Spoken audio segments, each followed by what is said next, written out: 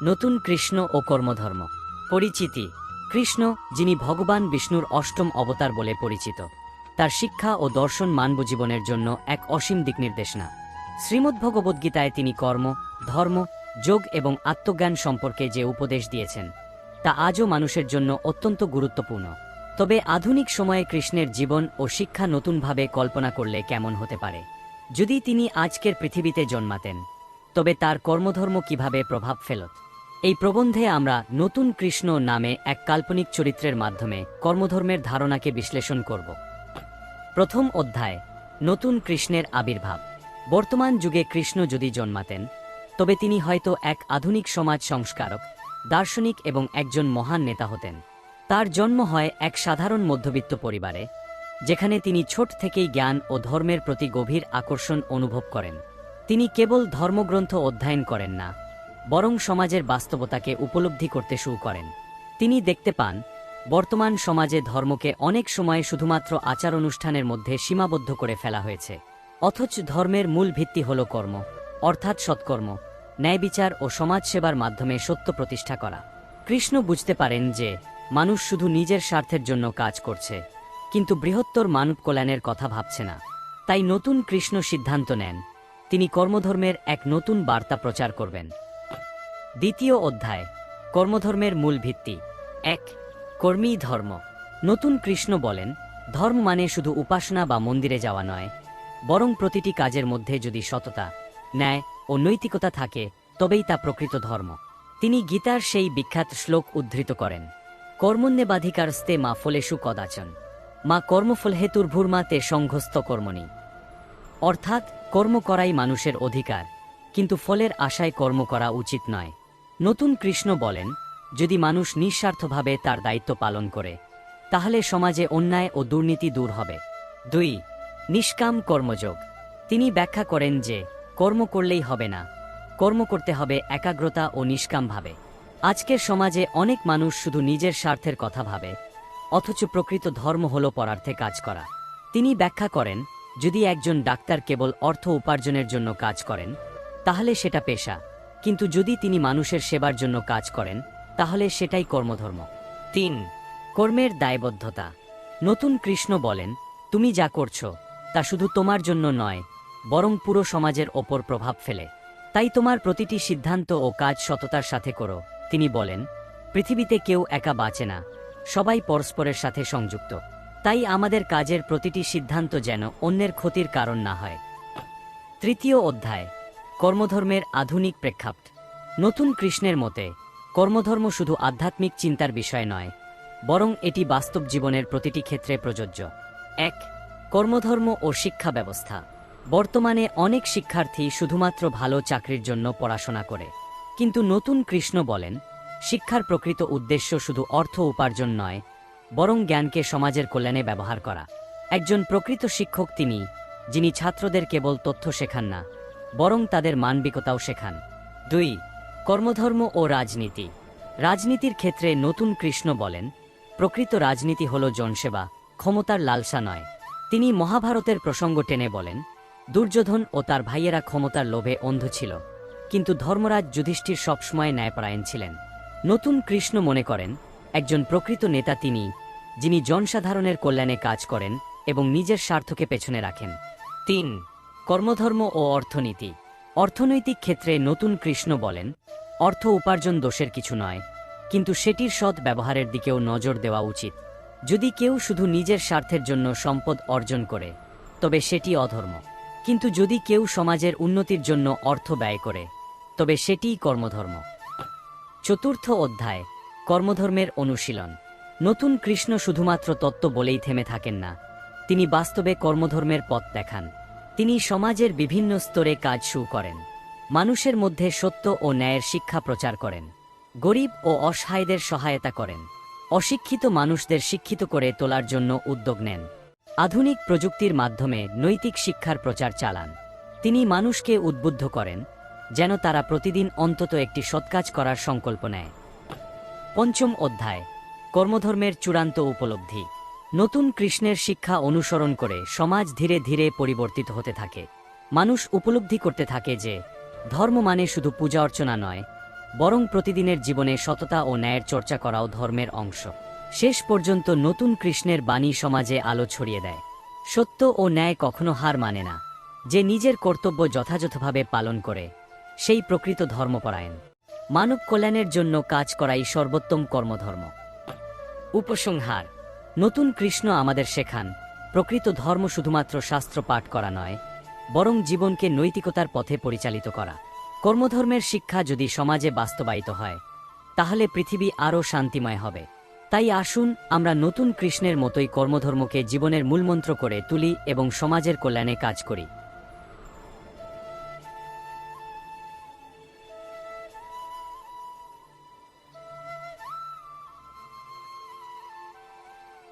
কর্ম ও ধর্ম, নতুন দৃষ্টিকোণ থেকে কৃষ্ণবাণী। ভূমিকা: কর্ম ও ধর্ম এই দুইটি শব্দ মানব জীবনের মূল ভিত্তি। আমাদের জীবনযাত্রার প্রতিটি পর্যায়ে এই দুইয়ের সংমিশ্রণ বিদ্যমান।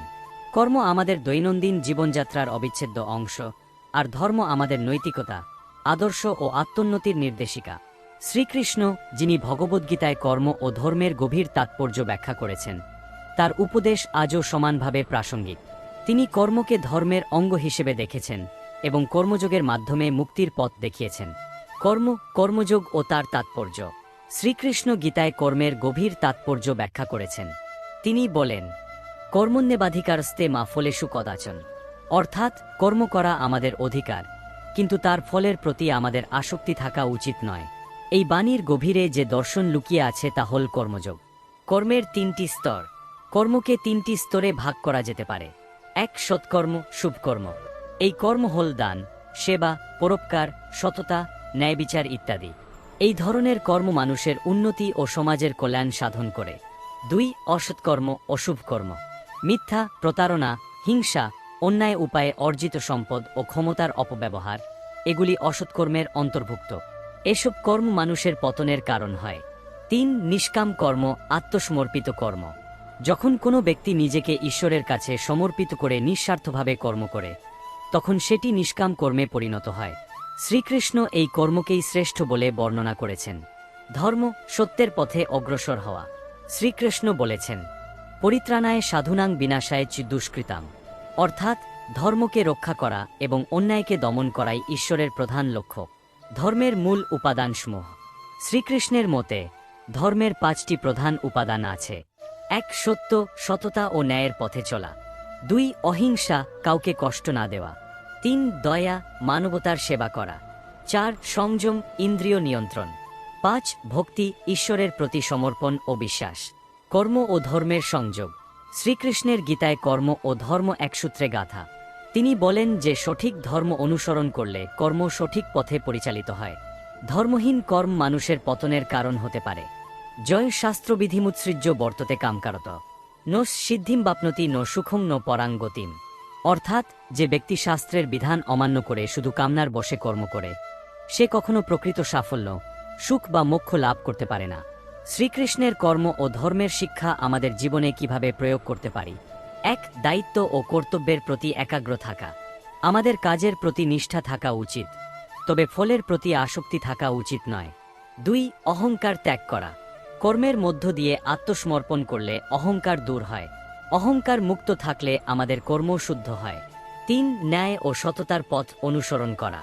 ধর্মের পথে থেকে সৎভাবে অর্জিত সম্পদ ও জ্ঞানের দ্বারা সমাজে ইতিবাচক পরিবর্তন আনা উচিত। 4. পরোপকারে আত্মনিয়োগ করা। শুধুমাত্র নিজের লাভের কথা না ভেবে সমাজের কল্যাণের জন্য কাজ করাই ধর্মের মূল শিক্ষা। 5. নিষ্কাম কর্মে মনোনিবেশ করা। শ্রীকৃষ্ণ বলেন, যে ব্যক্তি তার কর্ম ঈশ্বরকে উৎসর্গ করে সে প্রকৃত শান্তি লাভ করে। তাই সমস্ত কর্মকে ঈশ্বরের উদ্দেশ্যে নিবেদন করা উচিত। উপসংহার: কর্ম ও ধর্ম পরস্পর সম্পর্কিত এবং একে অপরের পরিপূরক। শ্রীকৃষ্ণের বাণী আমাদের শেখায় যে কর্ম করার সময় ধর্মের পথ অনুসরণ করলে জীবনের প্রকৃত সাফল্য লাভ করা সম্ভব। যদি আমরা নিষ্কাম কর্ম ও সত্য ধর্মের পথে চলি, তবে আমরা শুধু নিজেদের নয়, সমগ্র সমাজ ও মানবজাতির কল্যাণ সাধন করতে পারব। নতুন কৃষ্ণ, কর্ম ও ধর্মের পথ। ভূমিকা: কৃষ্ণ, যিনি মহাভারতের অন্যতম প্রধান চরিত্র এবং শ্রীমদ্ভগবদ্গীতার প্রণেতা, কর্ম ও ধর্মের এক চিরন্তন প্রতীক। তার জীবন ও দর্শন যুগে যুগে মানুষের জন্য এক আলোকবর্তিকা হয়ে থেকেছে। বর্তমান যুগে যেখানে নৈতিকতা ও মূল্যবোধ অনেক ক্ষেত্রে অনিশ্চিত হয়ে পড়েছে, সেখানে নতুন কৃষ্ণের আবির্ভাব কিভাবে সমাজকে পথ দেখাবে। এই রচনায় আমরা আলোচনা করব কর্ম ও ধর্মের গুরুত্ব, কৃষ্ণের শিক্ষা এবং আধুনিক যুগে তার প্রাসঙ্গিকতা। প্রথম অধ্যায়, কর্মের দর্শন। কর্ম একটি বিশাল ও গভীর বিষয়, যা শুধু ব্যক্তিগত জীবনে নয়, সমাজ ও জাতির উন্নয়নেও গুরুত্বপূর্ণ ভূমিকা পালন করে। কৃষ্ণ গীতায় বলেছেন, কর্মণ্যেবাধিকারস্তে মা ফলেষু কদাচন। তোমার অধিকার শুধু কর্মে, কিন্তু তার ফলের ওপর নয়। এই উক্তির তাৎপর্য বিশ্লেষণ করলে বোঝা যায় যে মানুষকে কর্ম করতেই হবে, কিন্তু ফলের আকাঙ্ক্ষা তাকে কেবলমাত্র দুর্বল করে তোলে। কর্মের তিনটি প্রধান রূপ রয়েছে। এক, নিষ্কাম কর্ম, যে কর্মের মধ্যে কোনো ব্যক্তিগত স্বার্থ থাকে না, শুধু কর্তব্যবোধ থেকেই তা করা হয়। দুই, সকাম কর্ম, যে কর্ম সম্পাদিত হয় ব্যক্তিগত লাভের আশায়। তিন, নৈষ্কর্ম, কর্ম করার প্রক্রিয়ার মধ্যে থেকেও কর্মের বন্ধনে না জড়ানো। নতুন কৃষ্ণ যদি আধুনিক যুগে আবির্ভূত হন, তবে তিনি মানুষকে নিষ্কাম কর্মের পথেই পরিচালিত করবেন। দ্বিতীয় অধ্যায়, ধর্মের সংজ্ঞা ও তাৎপর্য। ধর্ম মানে কেবলমাত্র আচার অনুষ্ঠান নয়, বরং জীবনের এক গভীর দর্শন। গীতায় কৃষ্ণ বলেছেন, পরিত্রাণায় সাধুনাং বিনাশায় চ দুষ্কৃতাম, ধর্ম সংস্থাপনার্থায় সম্ভবামি যুগে যুগে। অর্থাৎ যখনই ধর্ম ক্ষয়প্রাপ্ত হয় এবং অধর্ম বৃদ্ধি পায়, তখন তিনি পৃথিবীতে আবির্ভূত হন। ধর্মের প্রধান স্তম্ভগুলো হল: এক, সত্য, সততা ও ন্যায়পরায়ণতা। দুই, দজা, সকল জীবের প্রতি করুণা। তিন, তপস্যা, সংযম ও আত্মসংবরণ। চার, সূচ, অভ্যন্তরীণ ও বাহ্যিক বিশুদ্ধতা। আজকের সমাজে ধর্মকে শুধু আচার অনুষ্ঠানের মধ্যে সীমাবদ্ধ করে ফেলা হয়েছে, কিন্তু নতুন কৃষ্ণ যদি আসেন, তবে তিনি মানুষের মধ্যে প্রকৃত ধর্মচেতনা জাগ্রত করবেন। তৃতীয় অধ্যায়, কর্ম ও ধর্মের সংযোগ। কর্ম ও ধর্ম একে অপরের পরিপূরক। ধর্মহীন কর্ম যেমন অন্ধ, তেমনি কর্মহীন ধর্ম অর্থহীন। নতুন কৃষ্ণ মানুষকে এই দুইয়ের মধ্যে ভারসাম্য বজায় রাখতে শেখাবেন। আধুনিক জীবনে কর্মধর্মের প্রযোগ। আজকের বিশ্বে অর্থলিপ্সা, প্রতারণা, হিংসা ও আত্মকেন্দ্রিকতার কারণে কর্ম ও ধর্মের মধ্যে ভারসাম্য নষ্ট হয়ে যাচ্ছে। কর্মক্ষেত্রে সততা কমে যাচ্ছে, পারিবারিক জীবনে নৈতিকতা নষ্ট হচ্ছে। নতুন কৃষ্ণ যদি আধুনিক যুগে আসেন, তবে তিনি মানুষকে শেখাবেন কর্মক্ষেত্রে সততা ও ন্যায়পরায়ণতা বজায় রাখা, ধর্মকে শুধুমাত্র আচার অনুষ্ঠান না বানিয়ে জীবনের এক অবিচ্ছেদ্য অংশ করে তোলা, নিঃস্বার্থভাবে কর্ম করার মাধ্যমে প্রকৃত সাফল্য অর্জন করা। চতুর্থ অধ্যায়, নতুন কৃষ্ণ ও আধুনিক সমাজ। নতুন কৃষ্ণের ভূমিকা।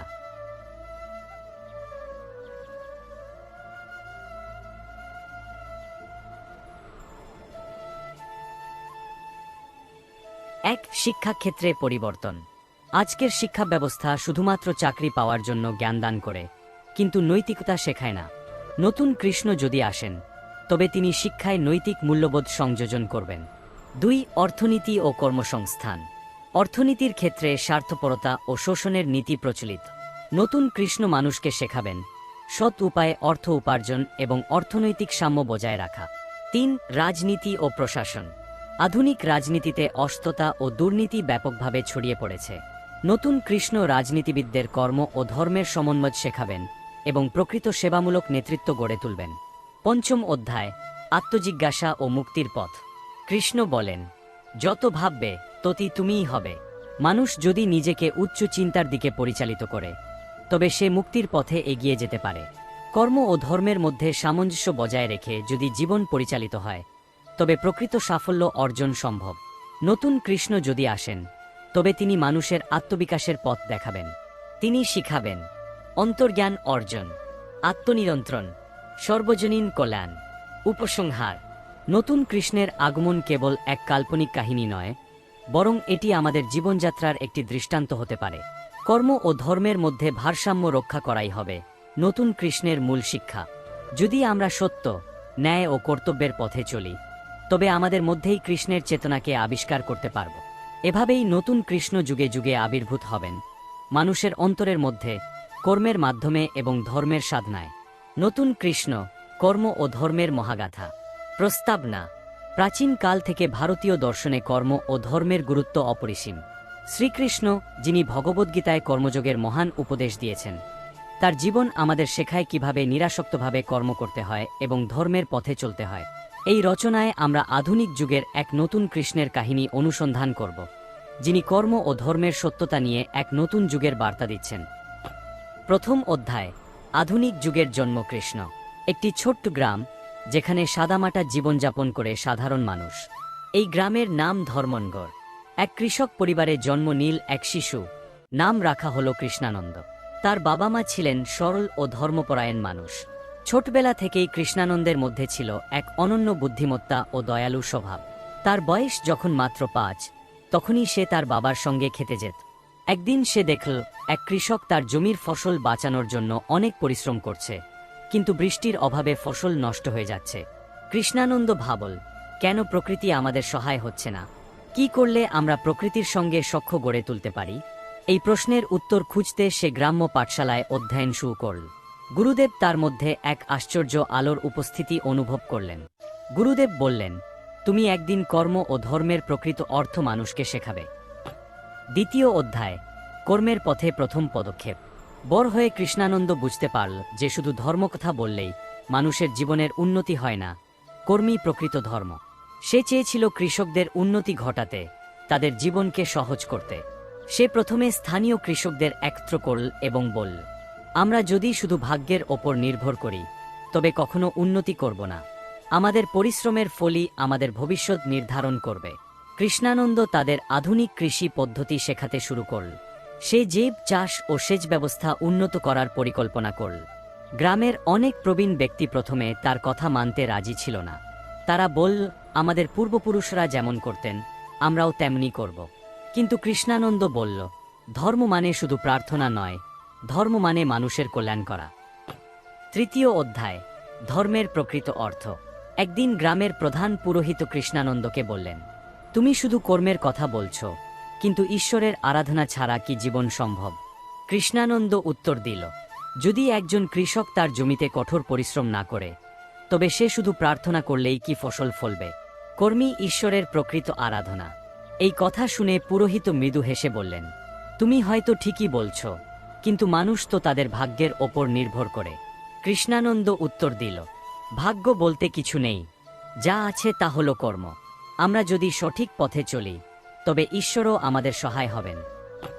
চতুর্থ অধ্যায়, কর্মের পরীক্ষায় উত্তীর্ণ। 1 বছর পর কৃষ্ণানন্দের উদ্যোগে গ্রামে আধুনিক কৃষি ব্যবস্থার প্রচলন হল। কিন্তু হঠাৎ এক ভয়ানক খরা দেখা দিল। ফসল নষ্ট হতে লাগল, মানুষ আতঙ্কিত হয়ে পড়ল। গ্রামের কিছু লোক বলল, এটাই তো প্রমাণ যে কর্ম করলেই সফলতা আসে না, ঈশ্বরের কৃপাই আসল। কৃষ্ণানন্দ উত্তর দিল, পরীক্ষা এলে ধৈর্য ধরে লড়াই করাই প্রকৃত কর্মযোগ। এখন যদি আমরা হাল ছেড়ে দিই, তবে কি আমরা ঈশ্বরের দৃষ্টিতে সফল হব? তার কথা শুনে সবাই সাহস পেল। তারা নতুন প্রযুক্তি ব্যবহার করে জল সংরক্ষণ শুরু করল। কয়েক মাস পরে বৃষ্টি এল, আর ফসলও ভালো হলো। তখন সবাই বুঝল, কর্মী প্রকৃত ধর্ম। পঞ্চম অধ্যায়, নতুন কৃষ্ণের শিক্ষা। কৃষ্ণানন্দ এখন শুধু একজন কৃষক নয়, তিনি হয়ে উঠেছেন এক মহান শিক্ষক। তিনি মানুষের মধ্যে কর্ম ও ধর্মের নতুন বার্তা ছড়িয়ে দিতে শুরু করলেন। তিনি বললেন, 3টি জিনিস মনে রাখবে। 1, কর্ম ছাড়া কিছুই সম্ভব নয়। 2, ধর্ম মানে শুধু উপাসনা নয়, মানুষের কল্যাণ করাও ধর্ম। 3, নিজের প্রতি বিশ্বাস রাখো, কারণ আত্মবিশ্বাসী ঈশ্বরের দেওয়া সবচেয়ে বড় উপহার। এই শিক্ষা পেয়ে অনেক যুবক তার অনুসারী হল। তারা শহর গ্রামে কর্ম ও ধর্মের এই নতুন পথ প্রচার করতে লাগল। উপসংহার, নতুন কৃষ্ণ অর্থাৎ কৃষ্ণানন্দের জীবন আমাদের শেখায় যে কর্মী মানুষের প্রকৃত ধর্ম। সে আমাদের দেখায় যে ঈশ্বরের আশীর্বাদ তাদেরই জন্য, যারা পরিশ্রম করতে ভয় পায় না। আজ আমরা যদি আধুনিক সমাজে তাকাই, তবে দেখি মানুষ কর্মবিমুখ হয়ে কেবল ভাগ্যের দোহাই দিচ্ছে। কিন্তু শ্রীকৃষ্ণ বলেছিলেন, কর্ম কর, ফলের আশা করো না। এই শিক্ষা যদি আমরা গ্রহণ করি, তবে আমাদের সমাজ এক নতুন আলোর পথে এগিয়ে যাবে। নতুন কৃষ্ণ আমাদের কর্ম ও ধর্মের প্রকৃত পথ দেখালেন, এটাই তার মহাগাথা।